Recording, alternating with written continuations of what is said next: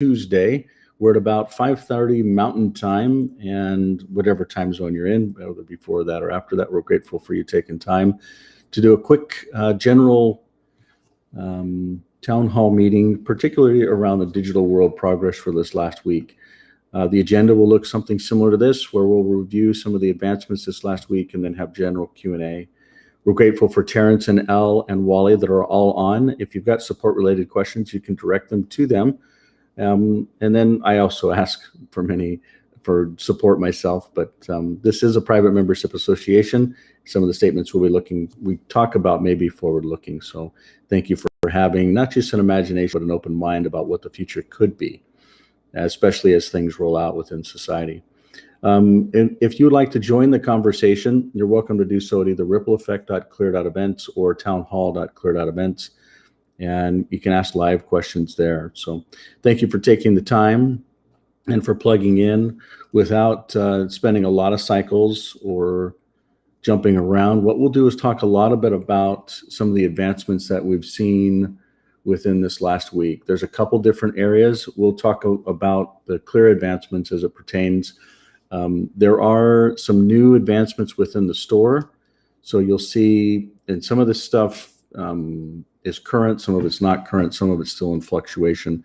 But you basically see new products that have updated images. And so a lot of that is tied to the version of life or wallet that the respective audience has, so to speak. So let's say that you're within the Hawaiian environment, which a lot of folks we're currently focused on right now. You know, there'll be a different Life app, and you can only have one Life app per device. So if you have a normal Android phone, you can literally pull down Digital Life. That can be done if you go to it's clearos.app, and anyone in the world can actually download it here, or they can do it on the Google Play Store as well. So literally just if you're on an Android device, go to the Google Play Store, type in Digital Life, and you'll basically see this application here, and you would install it. But once you install a Life app, it basically builds derived keys for that particular phone, and you shouldn't have multiple Life apps as it pertains to each phone. So one Life app per phone, and then that basically will move to different phones as you build. You know, let's say you lose your phone, you want to rebuild it. You basically plug in an app on a phone, Life app, and then you plug in your 12 words, and then you're able to get all your data, your photos, your contacts, you know, your messages, everything else that's basically using derived keys to back that data up. So again, Digital Life is a way to do it, but the Life app actually comes in multiple different ways. So for instance, on Hawaiian phones, they'll actually come with Hawaiian Life built in. Some people may say, I really don't care. What's the difference? And the difference is you can tie to different wallets. So for instance, the Hawaiian wallet will have in it the baseline currency that's within the Hawaiian Kingdom. The Vanuatu wallet will have its own currency that's the base currency. You know, other countries, such as whether they're kingdoms or countries or nations, however you want to put them, you know, Fiji, same thing. Samoa, Tonga, other different countries that basically will have this particular Life app that will tie to a wallet that will actually use these respective technologies. So that's really important to know and understand as it gets rolled out, especially as testing goes on. So there's also some new versions of the software images as it relates to the Clearphone 623. It's basically using technologies that are in the 620, but it has an updated system to it. So this image is actually inaccurate. But Wally, could we take a note on that? The 623 image particularly is using some of the advanced stuff there. And then you'll be able to see this area where you've got past products. So maybe you have a phone in the past, one that's already been sold out, the current phones, and then the future phones. So there's a lot of simplification around that as well. So continuing to kind of just build this in real time. And then there's a program that's still available around, you know, the Hawaiian phones for those that were affected by the Lahaina fires. and they're actually dedicating to rebuilding their life using the digital world ecosystem. That's really what we look at here. I'll pull it up real fast. It's called Hawaiian.life. So they're literally building their new identity, because think about it. Everything in your life has been burnt or ruined, whether by water, whether by fire, whether by elements. But how do you actually go and get your birth certificate? How do you get your marriage, your death, or maybe loved ones, or maybe a driver's license? And it's really rebuilding that ecosystem from the ground up. And it's rolling out new financial systems, new identity systems, new land management systems, as well as new dispute resolution systems. You can register, today we're looking at just boats, vehicles, and weapons. But the goal is to have them all integrated into a system that ties registration and identity really around the new digital world where privacy is realized. So a lot of these different versions of phones, if someone buys a phone and then wants to actually do a buy one, give one, there's only one promo, so to speak, to it. But you can basically do that, and that's helping to kind of jumpstart the Lahaina fire victims. So we're grateful for those that are involved in that, and especially for the team that's helping to build a lot of the different technologies. Right now, we're talking about everything you're seeing all on Android. Before the end of the year, you'll be able to see, and hopefully, even before that, but I don't want to make any promises until I've actually started testing as well, which has not started yet, but an iOS-based version. And we believe that once the iOS-based version, along with what's happened with the Android ecosystem and the Clearphone ecosystem, there'll be a lot of compelling events that will actually start taking shape and taking hold. So thank you for being patient and joining the journey along the road. This is probably some of the biggest advancements that we have to discuss. Some of the other things that I want to make sure that we kind of connect up the dots on, which may be relevant to this body, is how and I'll back up a little bit. There is law of the water and law of the land. So you can kind of see here, the law of the water is known as maritime law or admiralty law. And that governs the activities issued on water, so to speak, like seas, etc. And currently it's around shipping, navigation, commerce, maritime commerce, and maritime and environmental protection. But there's actually a massive historical governance around maritime law, and then terrestrial law, which is tied to law of the land. And law of the land is what most of us are actually used to when we talk about law that may tie to property rights, contract torts, criminal offenses, or civil type offenses. So you got criminal versus civil. You've all heard about courts, and most of this stuff is all based upon colonial systems. And it's those colonial systems that we're trying to get back to. A lot of the native cultures around how councils replace those colonial systems. So very important and very relevant to some of the things that we're talking about. But understanding how that, especially in the Pacific, can actually connect up. For those that have seen a lot of the activities, and I won't be specific, is basically talking about multiple counties coming together, and you can kind of see it here. So this here is actually all Oregon today. But what they're contemplating is the counties within this ecosystem actually becoming a part of Oregon. And what all the counties have to do is basically pass a statute and a vote. And what they do is they move this border that's currently right here, they move it all the way over. And so Idaho becomes bigger as a state. And so these counties are then governed under the state law within this state ecosystem, even though the counties have massive ability to govern themselves. So when we kind of understand this greater Idaho movement, we've connected with them within the last month or so, face-to-face in some ways, online in others, and working with different counties within this ecosystem to basically link this movement into the digital world, but also tying in what we're looking at here. So it's not just, as for those of you that are aware and maybe not aware, I'm going to go to digital. Actually, I'll just come right back over here. So if we look at nations, you can kind of see how we started looking at, and I'll drill into a different map. but you can see how phase one is basically these countries here. So they're in the Pacific, not just the South Pacific, but the Pacific in general. And then you'll also see how there's other parts of the world, how they do tie in, but you can kind of see phase one here and then phase two here. And we didn't plan on a lot of the Americas actually tying into it. But because of this movement that we're talking about, they're already pulling these different counties in.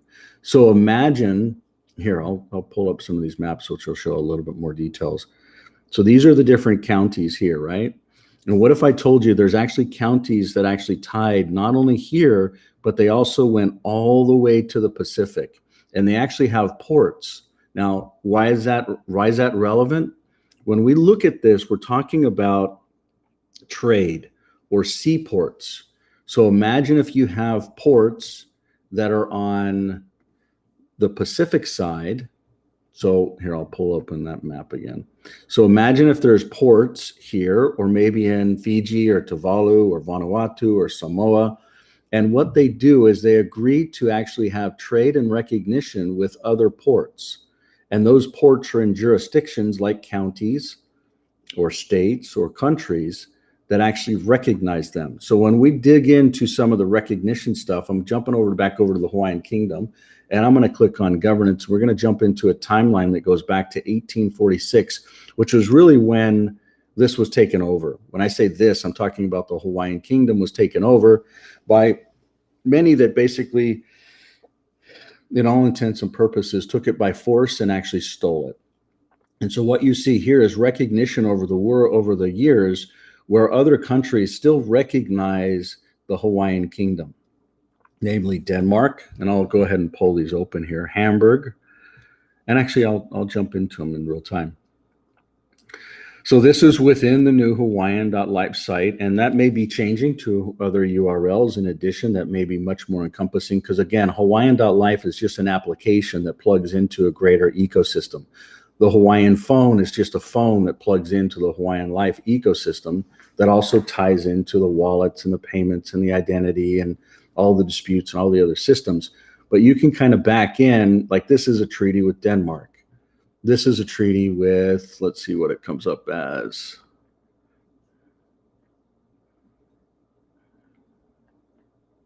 This is Hamburg. So again, this is a timeline that has different treaties and recognition with other countries from around the world: Spain, Italy, Russia, Japan, Netherlands, Belgium, as well as ecosystems within the United States. The United States, back to '93, have actually recognized the Hawaiian Kingdom as an ecosystem that is actually self-sovereign and of its own accord.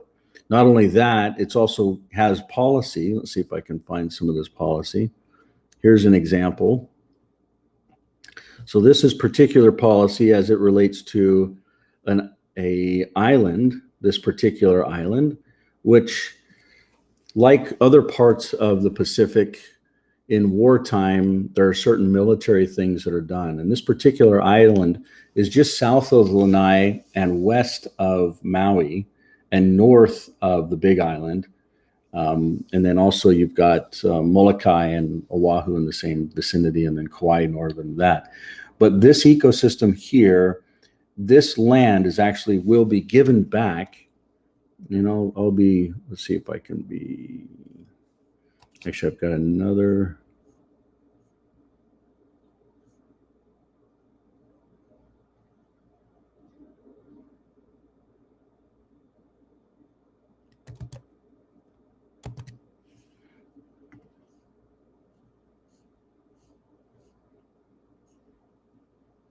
Let's see, there's transfer right here. Upon its return to the state, the resources and the water of this island shall be held in trust as part of the public land trust, provided that the state shall transfer management and control of the island and its waters to the sovereign native Hawaiian entity upon its recognition by the United States, which has occurred in 1993, and the state of Hawaii. So we'll be working on the recognition from the state of Hawaii as a separate entity from the Kingdom of Hawaii with its own governance, systems, tools, and technologies that will actually help it to not only be equal to the state of Hawaii, but in many ways leapfrog over the capabilities and technologies of the state of Hawaii. So that's massive. So all terms, conditions, and agreements and laws affecting and including any ongoing obligation related to the cleanup of this island and its waters shall be and remain in effect. So they're going to be terminated once the United States, recognize, along with the state of Hawaii, this land will automatically transfer over. So this is one of the ecosystems that is, when you look at a different governance structure, such as what we saw here. So we're working hard on helping to create different councils that will actually do different things that will help this Hawaiian kingdom to stand up and then possibly be recognized within other, not just countries. So Tuvalu, Vanuatu, Fiji, Samoa, Tonga, Aotearoa, even Rarotonga or Atutaki or any of the Cook Islands, and maybe even French Polynesia, which probably will be one of the last things that will happen because they're difficult to work with. But these other countries that I just mentioned, they're all one big, massive relation. I can't say that about Vanuatu and Fiji because they're Micronesian versus Polynesian, but their hearts are one. They understand the importance of coming together and recognition. I have learned so much when you just come onto a land and how you have to respect and ask for a certain way to be invited and to work and to serve and to love and to even be on their terms and time frame. But one of the big advancements this last month, not just this last week, was the connection between once these Hawaiian Islands, which literally, this archipelago is a part of the world that is massive. When you look at not just its size, but what's under the water and how it relates to size. For instance, Everest can plug into like even the Big Island or even the mountain on Maui. It can, hundreds of times, at least tens of times when we talk about the mountain of Maui, but it's massive. And it's not just a region of what is above the water, but in the water, under the sea, over the sea, in the airs, in the frequencies. These are all assets that the natives own if they just stand up and take ownership. So once that's done, then different counties, and again, I won't be specific, but you can if you look at this map, and then you can see a linkage from county to county to county, because once you get through the coast, this west coast, what you can see, there's probably only 5 counties. There's one or two, one up in Seattle or Washington, and then you've got not Seattle, but in Washington. And then you've got 3, maybe 4 in Oregon, and then 1 in California. So, but there's an important connection that is made between connecting up these ecosystems that can then have a cascading effect, kind of like what we're seeing with this movement here within the Greater Idaho movement. But imagine it doesn't stop within Oregon and Idaho, but it actually can touch into Utah, into New Mexico, into Texas, which already has provisions with separation from certain federal organizations. But the key is there has to be systems. And what we're seeing with some of the advancements, not just within this ecosystem here, when we talk about services, we're talking about, a decentralized identity system, a dispute resolution system, a land management system, an ID system that is really the future. And it doesn't just do registration for, the things that we actually use today, but things that we can use tomorrow based upon digital decentralized assets, which is a whole nother level. But there's things that have occurred within the Hawaiian kingdom that is getting formed. There are things that have occurred within the nation of Hawaii. So this is a different ecosystem, wonderful people that are really built, probably the most longest standing ecosystem, at least around work. And it's built around, if you take an island and you look at, now I've got a better photo of this. Let me see if I can find one for you real fast.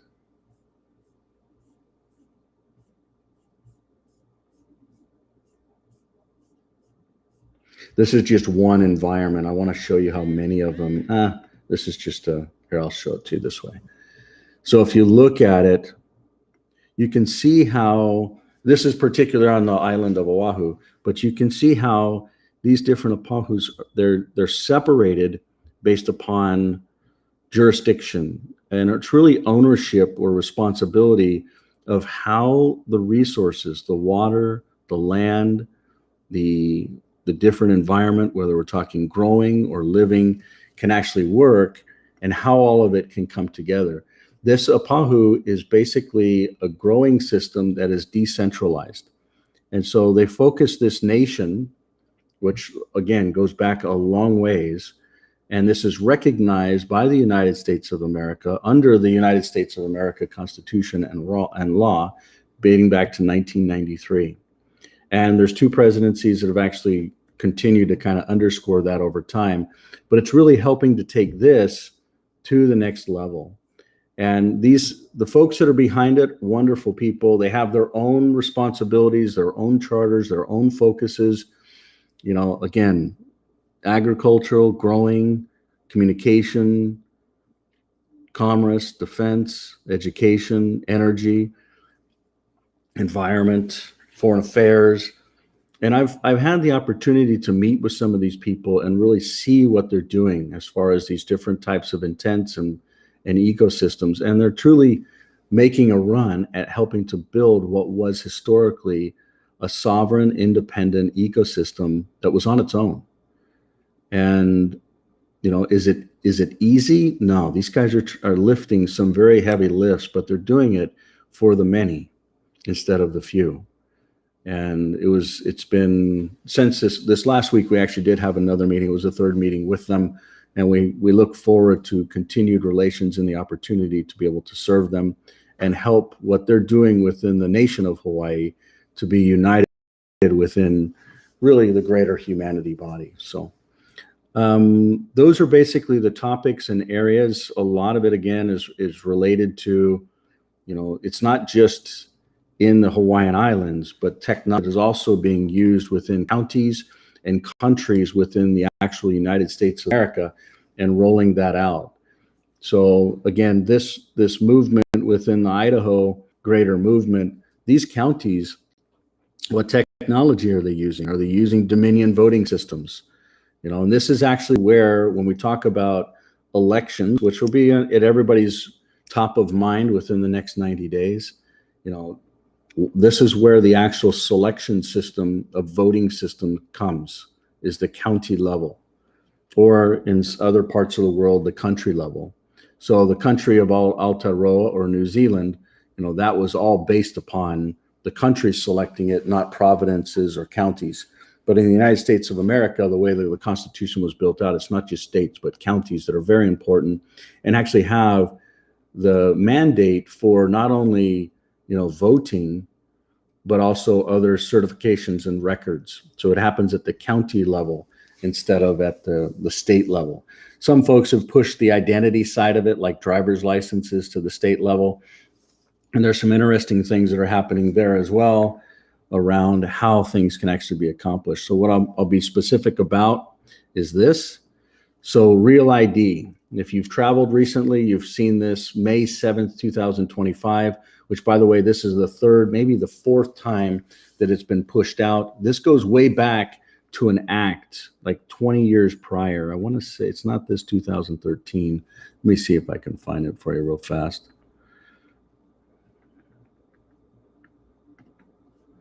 It's actually 2005. Here, I'll pull this over and show you.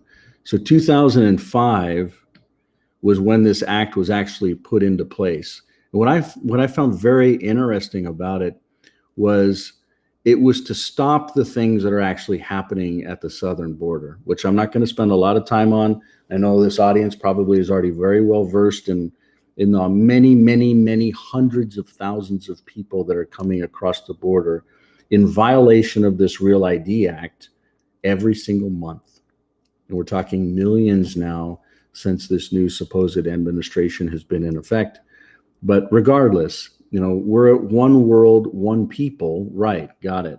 But if they're actually going to start drawing lines and saying these imaginary lines you can't cross because of these ports, and remember, whether they're seaports or airports. And they specifically get we talk about flights, so boarding flights. So they're basically controlling these flight ecosystems. So the goal is, how do we actually tie a Real ID Act into some of the governing systems that we're talking about?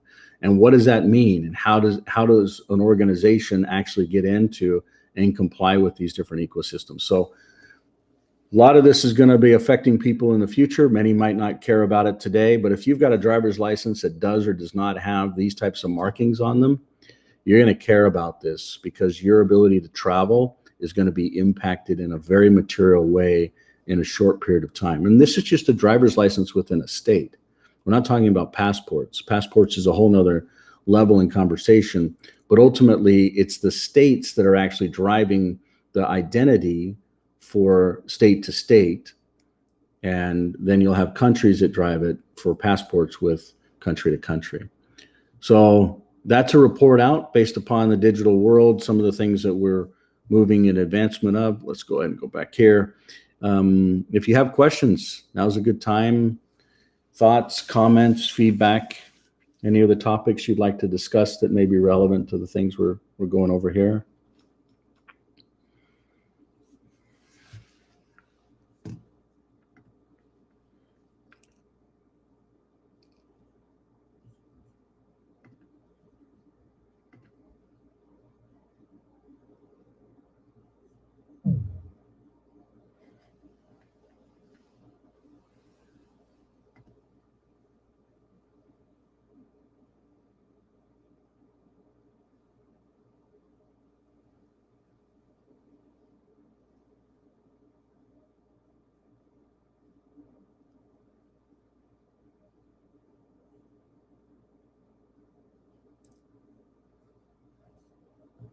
Feedback, thoughts, comment? If not, we'll adjourn quickly.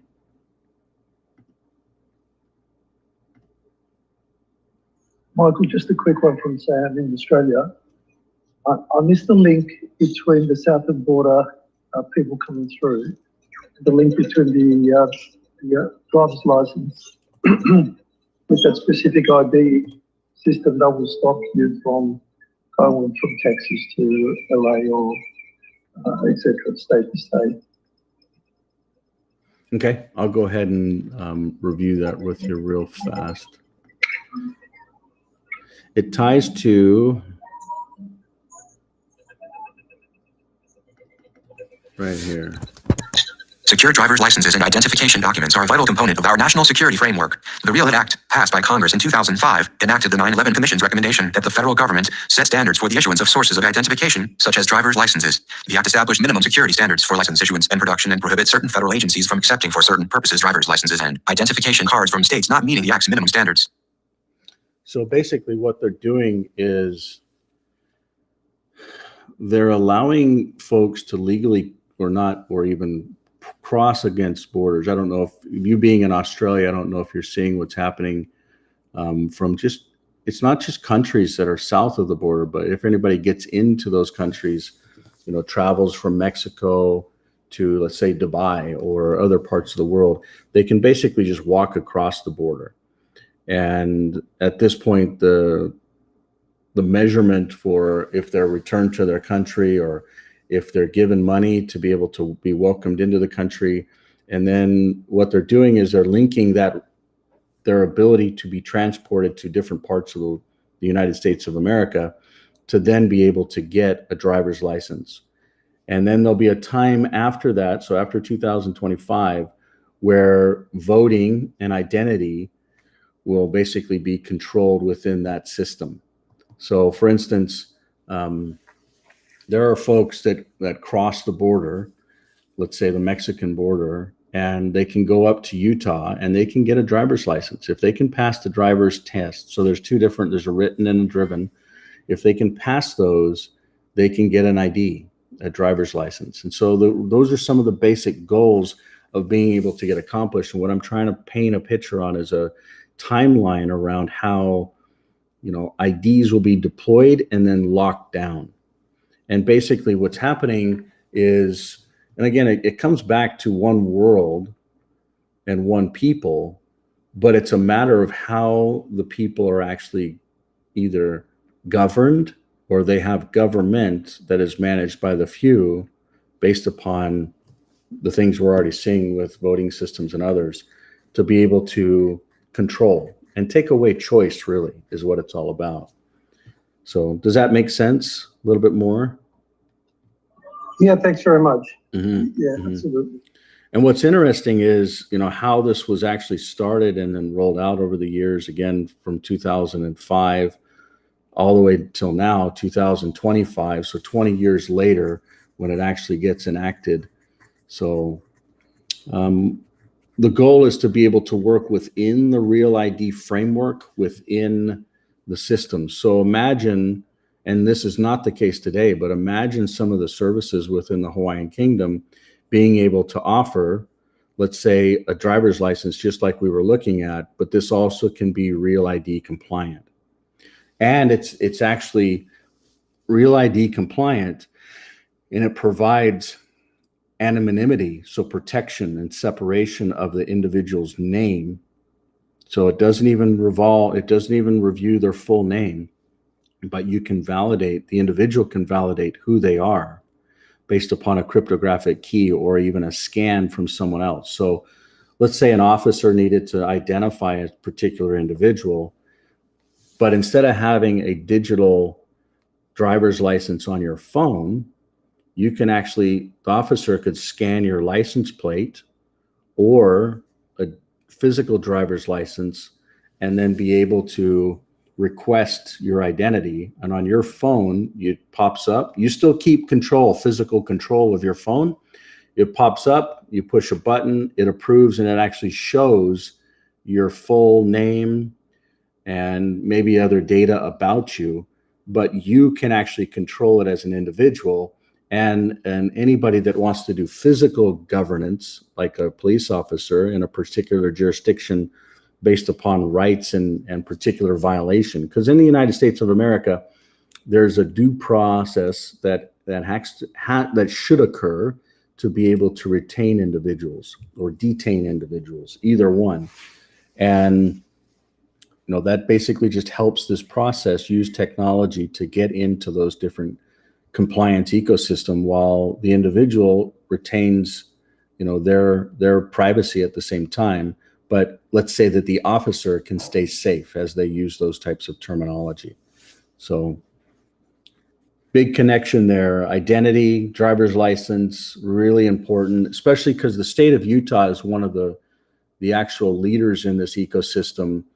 And the goal is to add to the law within the state of Utah that a decentralized ID can be an option within that state.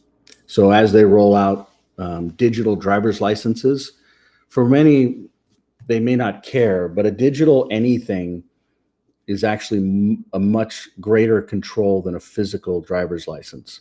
So for instance, let's say that you get pulled over and you don't have a physical driver's license, you hand the officer your phone with a digital driver's license. And you give them a phone that is unlocked. What have you just done?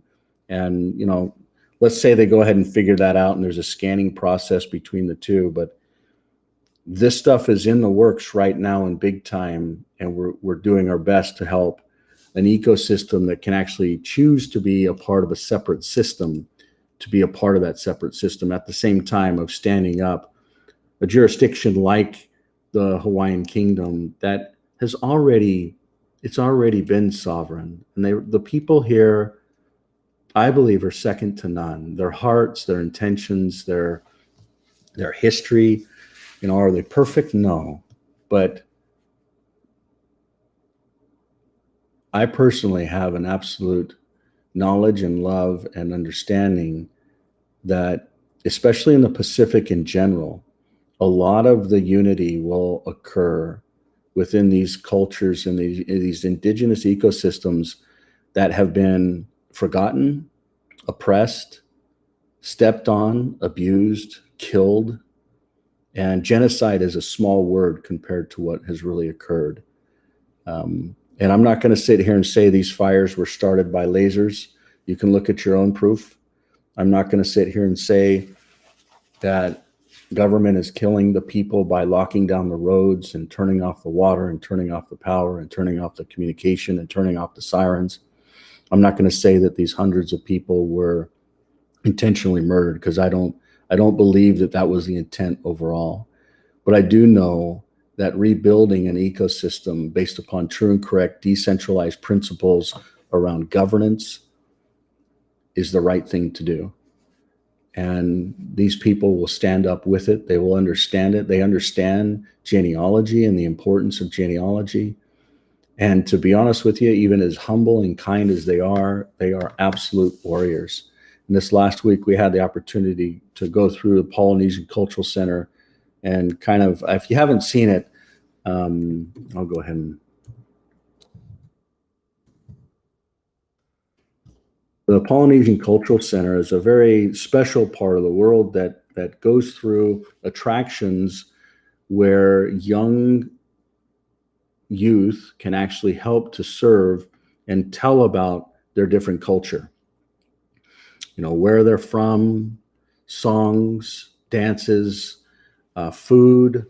They literally, not only are they taught and not forgetting their language and their communication and their history and their strength, but they're given the ability to actually be paid while they go to school at the same time. And so my personal ancestors have some very interesting history with this around donating the land to this, but at the same time preserving culture. But I believe that it's time for these cultures to actually stand up. And even if it's just a simple stand up and digitally leapfrog over the existing centralized systems and things still stay the same, so be it. But like, for instance, in Fiji, I don't see a lot of things changing other than launching their own digital currency instead of their physical currency. And then maybe some housing and some other things that ties to this new ecosystem. But this is another thing that we were able to really kind of revisit, because I personally have visited many times, but had the opportunity to look at it from a very different angle after going to these countries. And, you know, there's lots to learn. And for me personally, even this morning, I had an opportunity to learn tons. Yeah, so I'll stop blabbing there. But if you haven't been to the PCC or Polynesian Cultural Center, it's on Oahu. I highly recommend you make a visit if you can. If not, there's a ton of stuff that you can do online. So next question, thought, feedback, comment, perspective, maybe what you're seeing in the world.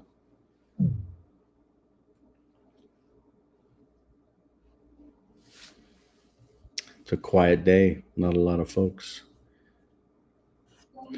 Hi, Michael. Hi.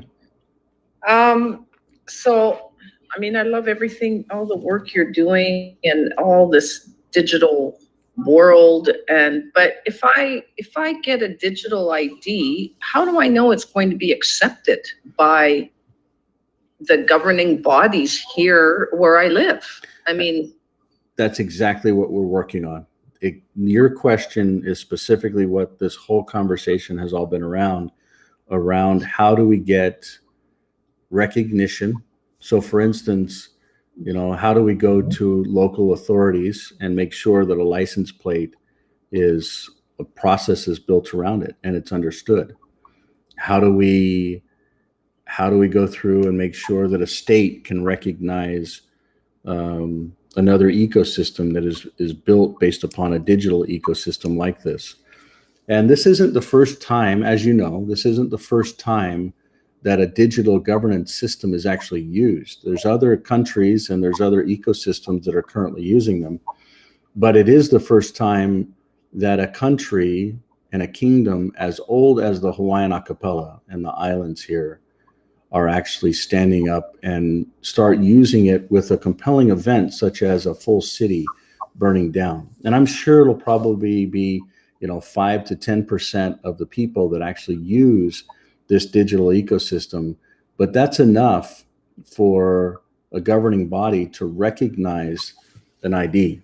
And if that's the case, then a lot of the things that we were talking about within this Real ID process works. And so if it's recognized, like what we see within, these different timelines here. So we've got Denmark and Hamburg and all these different places that we went through.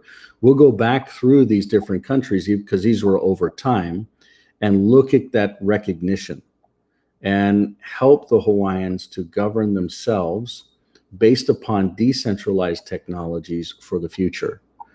And once that's all completed, then this whole Real ID process occurs. So imagine if the Hawaiian Kingdom can actually issue Real IDs, because we understand the policies and procedures to create them, but we do it in such a way where the ID for the individual and name for the individual is kept sacred or private. Yeah. So once those two check marks, the recognition for a country or a kingdom, and then the Real ID capability is actually accomplished, we're talking about a whole new ecosystem where privacy can actually physically be realized, where historically it hasn't been realized. And instead of letting the digital ecosystem enslave us, it actually enables us to be private. And once you can be private, now you can have real voting. You can have real transparency, honesty, transactions, accounting, forensics. I mean, it's people talk about it as the new quantum financial system, but finance is just one part of it. Identity is really what it's about. It's not about finance or money. It's about control and choice. So your question is brilliant, but there has to be an answer to it. And it really needs to be realized within this decade. It must be realized within this decade. Yeah. I want an answer. I want, I don't know if it's just my area or if it's just my province, because, I live in Quebec where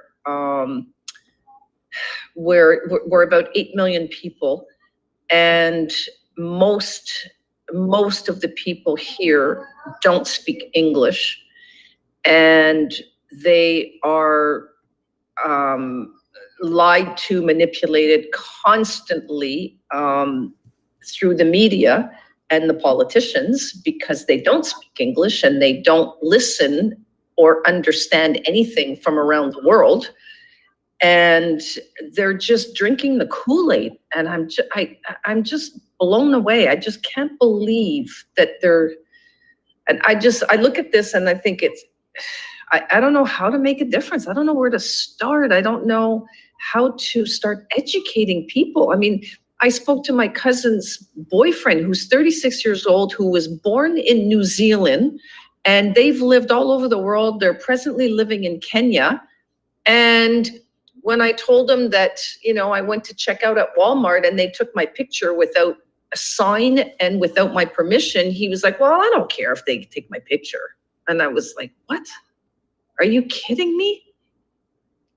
No, they don't ask you. They don't ask your permission. It's a violation of your privacy. Well, no, she says, it's no big deal to me. And I didn't even know what to say to that.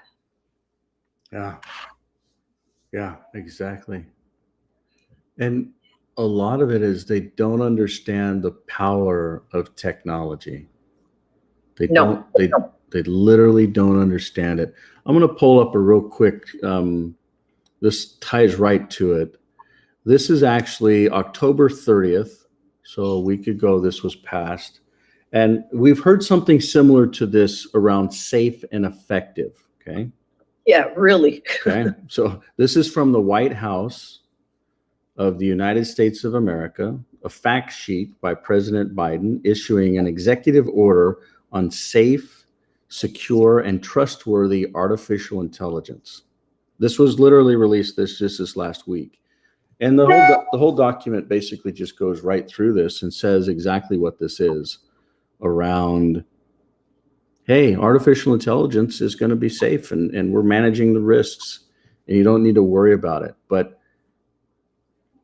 I personally have my whole adult life only worked in technology. And I am telling you, and when I say worked in technology, I'm talking about high-end security architecture and storage systems. I am telling you that artificial intelligence will steal and rob the futures of our next generation.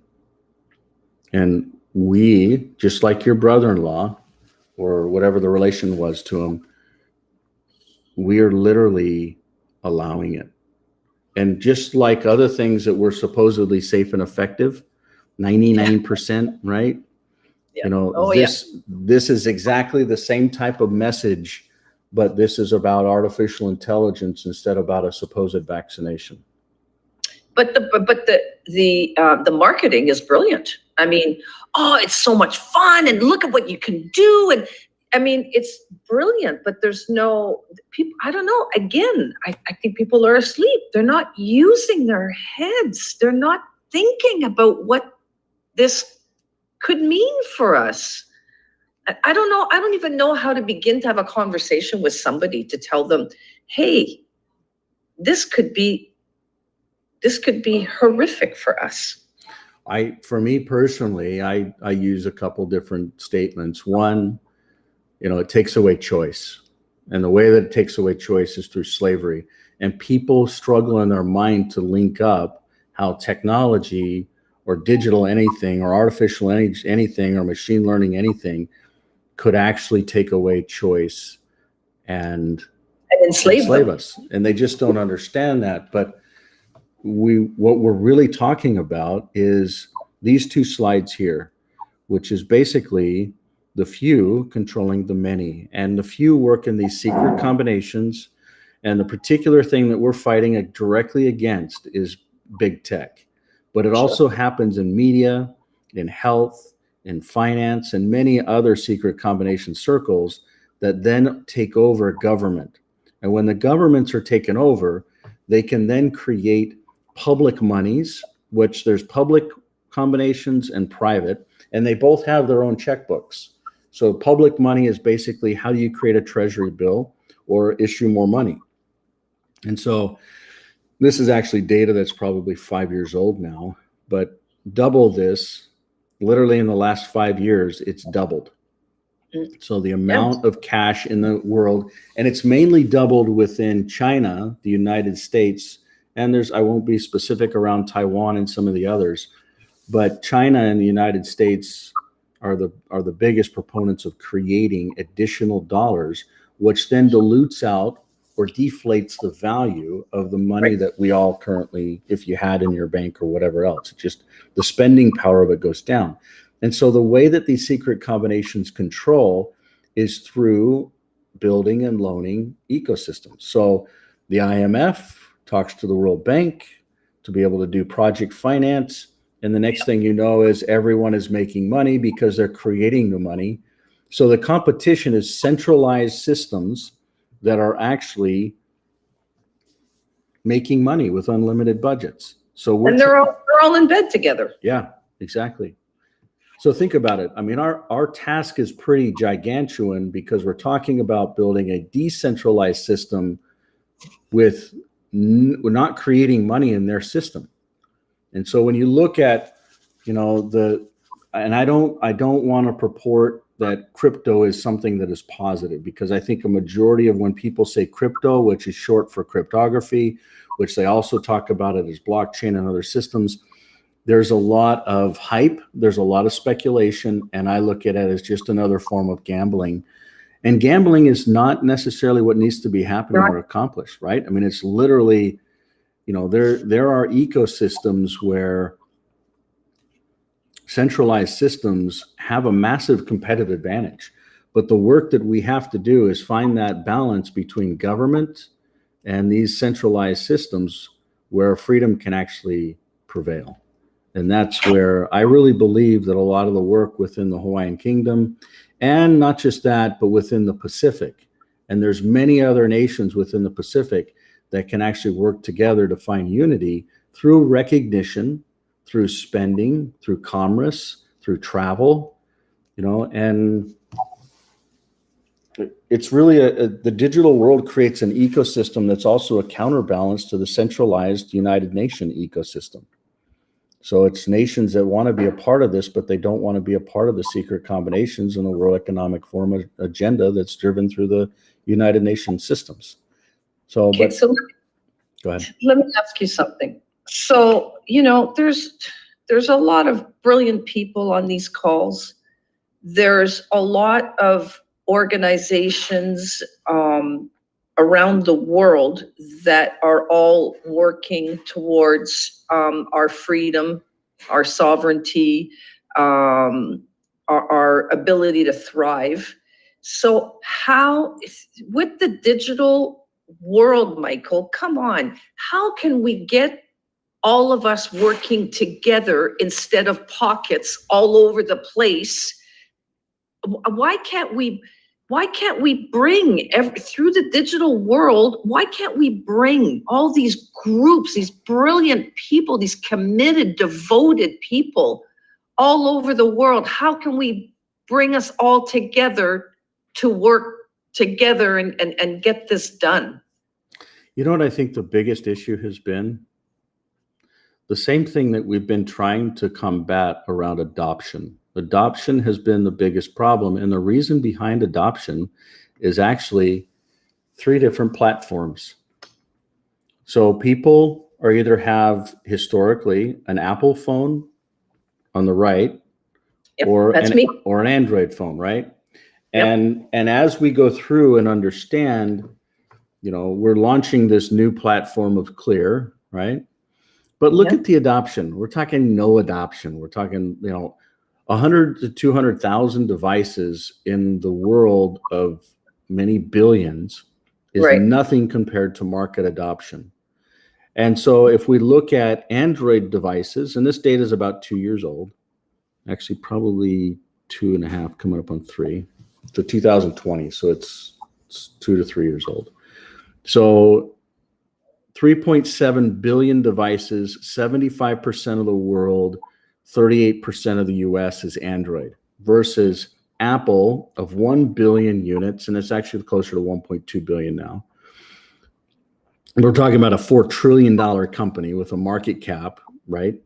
And then you've got worldwide percentage is 23% versus 61% of US adoption in the United States. So the biggest issue that we've seen historically is not everybody has a Clear phone.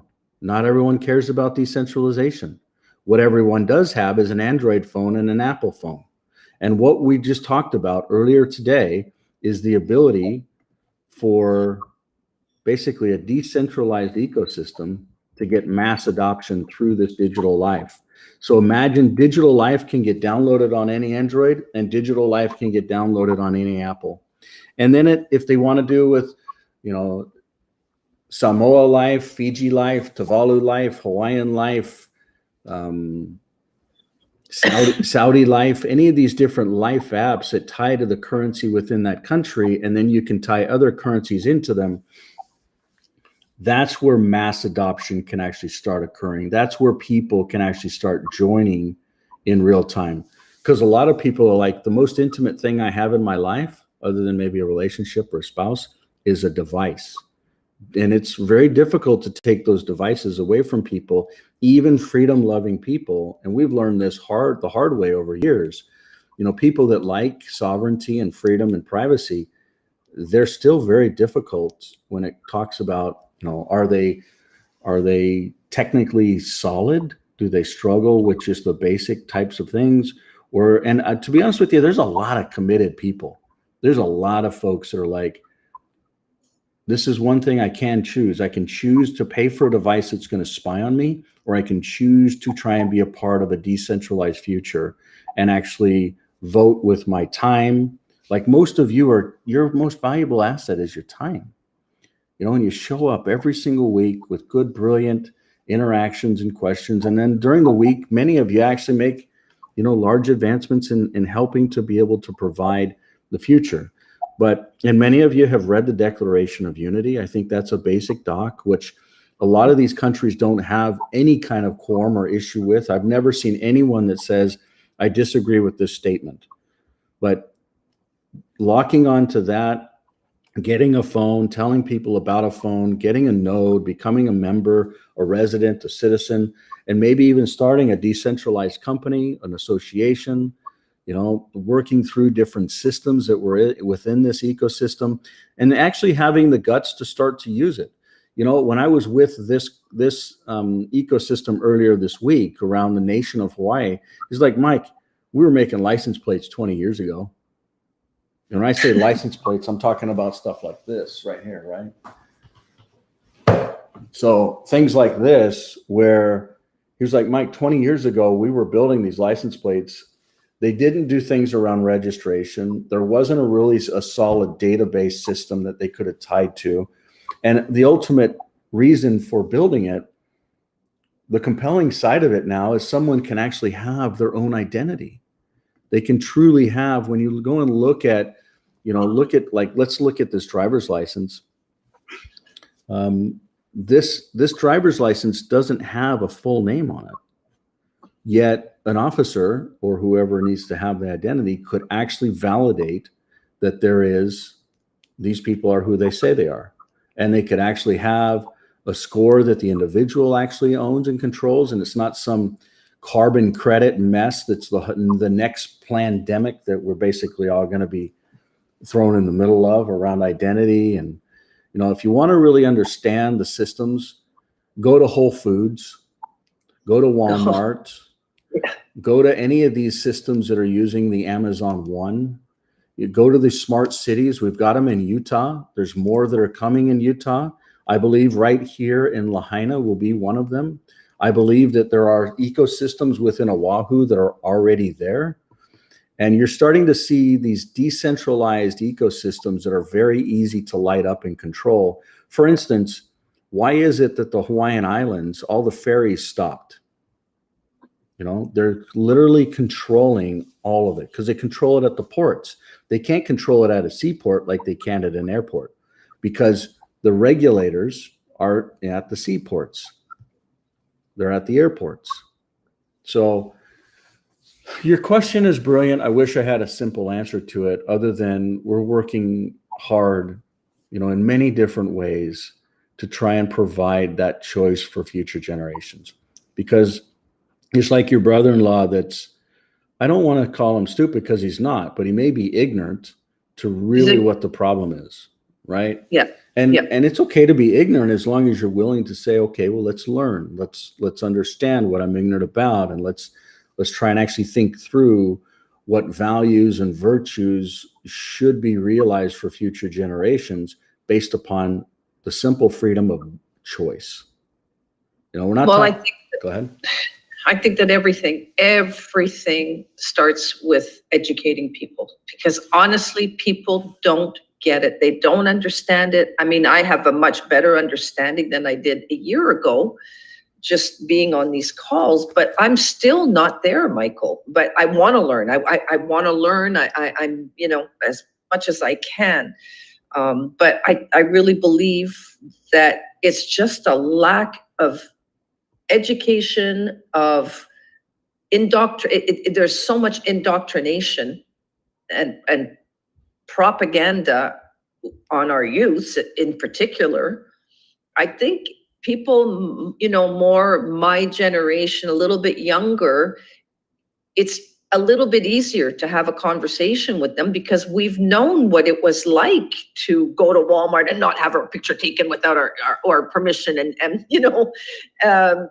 But these kids have grown up. They came out of the womb with a freaking cell phone attached to their ear, and their whole lives revolve.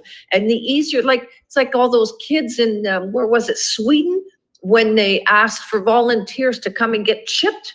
And 3,000 people went in a flash. This was a few years ago to get microchipped. And they were all excited because they could go to the gas pump and just hold up their wrist to pay. I mean, what is that? This is the marketing. Mm-hmm. How do we combat that? How do we show them something different? This morning, we had some internal dialogue. Maybe it was last night. And one of the responses was the technology's here and the urgency is here. And I think what you're talking about is the urgency isn't really there in humanity yet, even though we just went through a massive shift in pandemic and whatever you want to call that just happened. But the urgency within Lahaina day by day is actually getting worse and worse, because you're seeing, and I have to hand it to some of the county and some of the state is doing a better job with communicating. But for many months, they were doing the opposite of what they were supposed to do.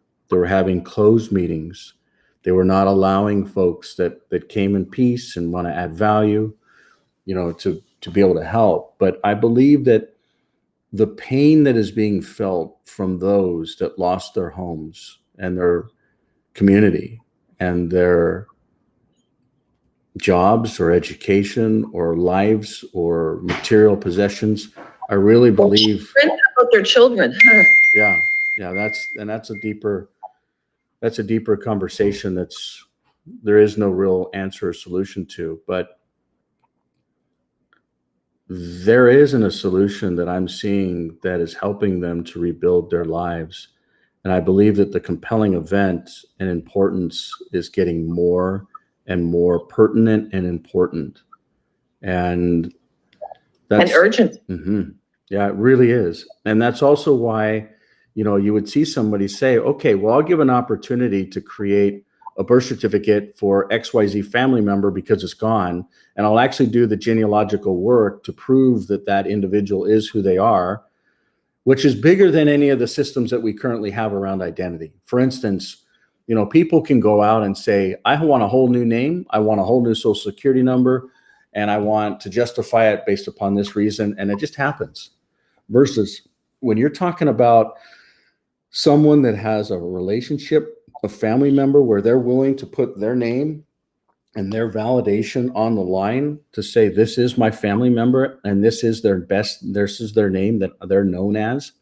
And then to have that digitally validated, this is a deeper level of validation than anything humanity has ever seen. And then you use the cryptography or the math behind it to validate it. And then you use the process to be able to say, okay, well, this individual has this asset or is doing these things or has this, maybe they got pulled over while transporting or driving and, their license plate here was scanned and this ties into the existing system that they're using, but instead of pulling up their full name, it can pull up a photo, it can pull up their first name, it can pull up a date of birth. Yeah. But it doesn't need to give them their address and their social security number or their last name. So we're really, it's kind of like the same analogy and use case that we talk about, inside of the state of Utah. To be able to get alcohol, you actually have to be a part of a private membership association. So they're using the same law.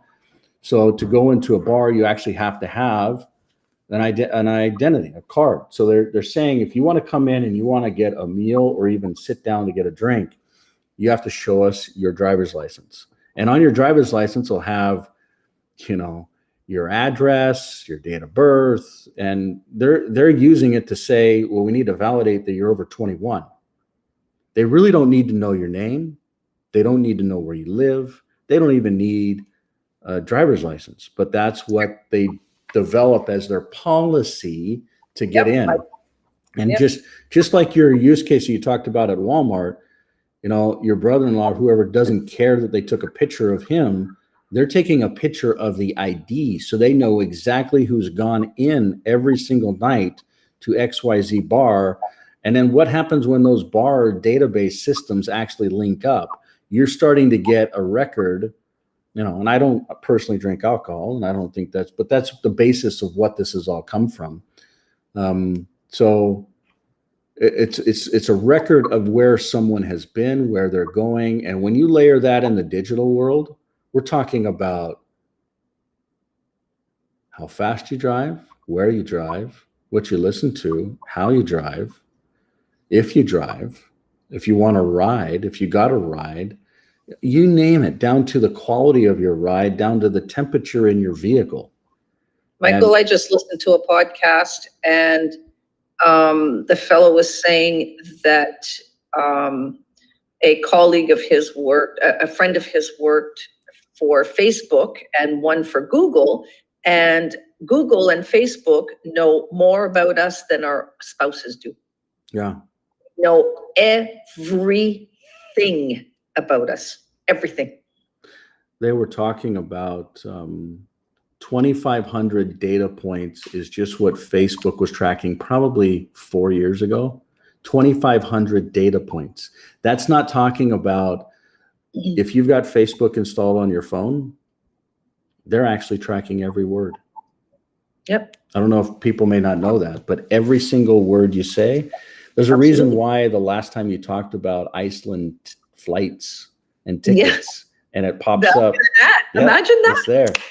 Magic. So it's, you know, it's exponentially deeper because then they layer on top of the data, they layer on heuristics that can actually use machine learning and artificial intelligence to then attract the individual to a level that we can't even fathom, I don't think. Your brother-in-law can't even understand that he will not have his identity and be his own person that can actually, and it will modify how we think, how we go, how we do, how we live.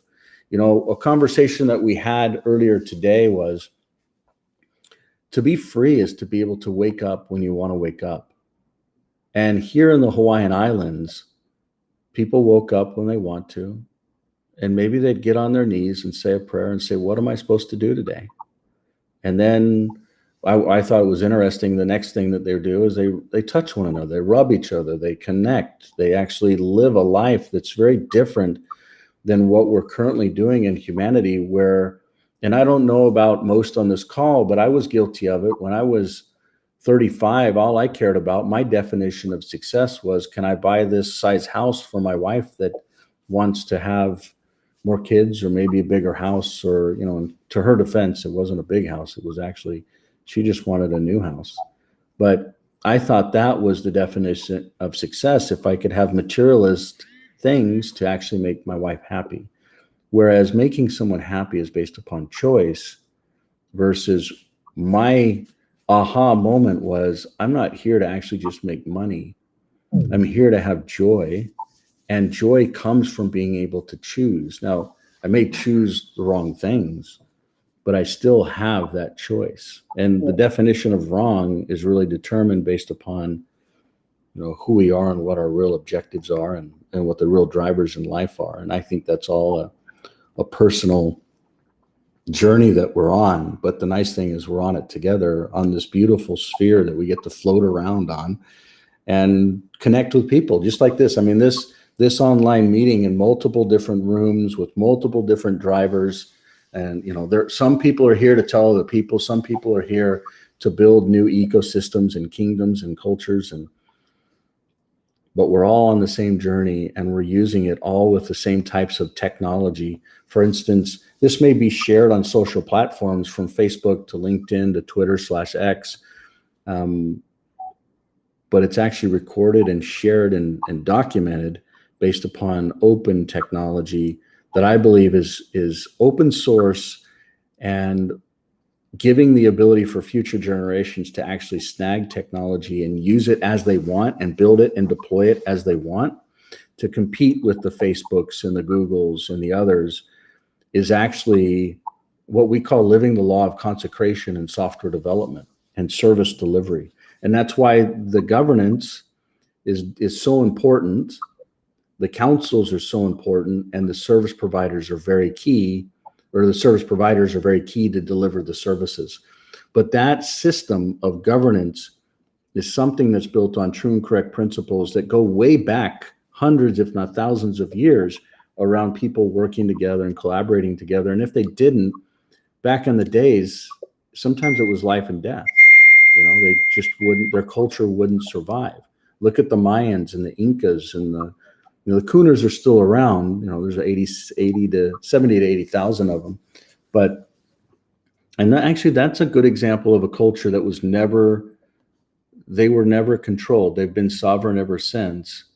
And so they're on the east coast of the Panama Canal, wonderful culture, speak their own language, and they're just free. You know, they live the life they want to, and some people may look at that as old school or not convenient, but I think that there's a lot of peace and joy that they probably experience that many of us hope to be able to bring to the next generation. So we'll go ahead and just, if anybody's got any more comments or conversations, I really appreciate the dialogue today. And just, you know, it's nice to return and report. I look forward to the returning and reporting being more collaborative with our own councils. You know, the digital world needs to start standing up its own processes and more using its technology more, even though some of these countries need it right now. You know, and a lot of the energy and efforts is going into the kingdoms and the nations and the countries using it. But I look forward to the days when these town halls are no longer, and we actually have council meetings and where we can actually start being decisive on things that the digital world is doing, just like some of the nation building things that these different countries are doing. So I'll go ahead and open it up for one last question, thought, comment, feedback. Yeah. Hey, Michael. Hi. This is Bob. Hi, Bob. How you doing? Good, bud. How are you? I just wanted to share something. I had the experience of going into one of the well-known data centers, and is one of 30 across the world. And it was just mind-blowing the amount of servers that go into these buildings. And this particular facility is 1,300 acres, houses probably 12 buildings that are all filled with servers. And the epiphany that I had is that all this was built off of us volunteering our information for the sake of convenience, or, you know, whatever motivated you to get, you know, to get involved and give up your information. And this particular company is replacing servers to the tune of $500 million. And it just blew my mind that, one, that these facilities are out there, and second, that, you know, just how much money and power they really have. So thank you for everything that you do. In my next life, I will be participating more and really just, you know, speaking up for the cause. Bob, I've never met you or spent a lot of time with you other than these meetings that we do online, but I just want to say thank you for sharing life and time with us. And I look forward to the next life when we all get to, we'll continue to progress and build in our own unique ways, but it's nice to be a fellow traveler with you on this journey and to see the things you're seeing. You know, part of my career was building out a lot of these data centers with the security and architecture and storage and crazy systems, and my eyes were opened many, many decades ago. And it's farming in a whole new way. It's not farming like with seeds and soil to nourish us, but it's farming of data and information. And there was a statement by Brittany Kaiser, who was actually the whistleblower from Cambridge Analytica, when the Facebook leak came out, when they were actually talking about how presidents were elected, how Obama got elected, how Trump got elected, and how the data was actually farmed and used and manipulated to create a marketing strategy to get people elected. She was honest about that. And what she said was, the new gold is oil, or the new oil or gold is data. And what I would argue is the new gold or oil is not data, it's choice. It's the ability to govern oneself. And so in the future, whoever gets to govern that individual, hopefully it's the individual, to control them, to take away their choice, that is what we're fighting against. You know, we talk about the tools and the technology to decentralize governance for humanity within the digital world. And then when we focus in on the different clear companies and their goals and objectives, it all ties to this one simple statement. Centralized systems are robbing our children of the future they deserve. And it's not only that, it is and it will rob them of their choice. We're here to be able to choose. You know, and the goal is how can we actually work together to help build systems that free the individual and build a better future together. And that's where, you know, the clear companies help to build this digital ecosystem, but it is all of ours. And hopefully countries and nations and kingdoms like this beautiful one in Hawaii, like this amazing one in Tuvalu, like how they can actually stand up, do what's right. And there's a couple others that are key. I won't divulge them at this time, but how they can actually stand up and be a part of a future that actually comes together, linking humanity, linking, like if you, so this was actually, for those that are not aware, this is actually a map. Red indicates to the right, left indicates to the left or Republican or, you know, Democratic vote, which I believe that the two-party system is a part of the system that's actually broken anyways. And electoral voting is also broken anyways. But when you break it down by county, everything is red actually voted for Mr. Trump, President Trump, versus blue. And you know who won this campaign. This is actually the Biden ecosystem in Rawlings. So hopefully in the future, there's a voting system that can operate based upon cryptographic technology that is true and correct, that actually has the validating points, the checkpoints, can be much more trusted than the existing centralized systems running off of technology that is independently created and it's not audited. The Dominion systems are not audited. If anything, you have software developers that actually were paid to develop the systems to do exactly what they're doing with voter election fraud and skewing. Like the developers that actually wrote the code for this came out and were honest about this way back when Romney and Obama were running. So I'll stop blabbing. I know we're way over time. Much love, everybody. We'll see you soon. And thank you for all that you do and for the positive energy and the prayers that you give to so many. We'll talk to you soon and see you next week. Bye-bye. Thank you, Michael. Thank you.